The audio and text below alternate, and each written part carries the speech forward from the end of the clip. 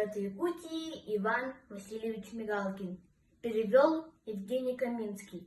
Мать солдата. Ждала на фронт ушедшего сыночка. И ночь ждала, и день, и в холод, и в зной шли из души ее за строчкой строчка. Где ты сейчас? И как ты там, родной?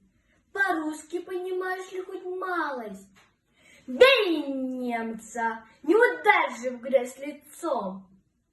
Ведь ты, когда с тобой расставалась, еще совсем зеленым был юнцом. Неясно мне, дождусь ли я ответа. Услышишь ли?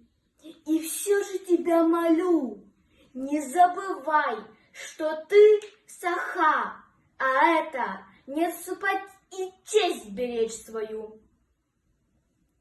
Так каждый день мольбой ее был полон, благословляла сына всякий раз. Не потому ли с войны живым пришел он? Не этот ли наказ солдата спас? И в дом войдя, всему конец когда-то приходит.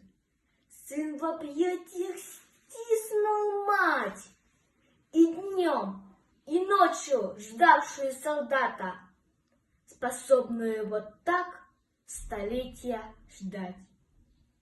И, плача, вспоминали все сначала, и в душах их рассеивалась мгла войны, что столько лет их разлучало, но все же разлучить их не смогла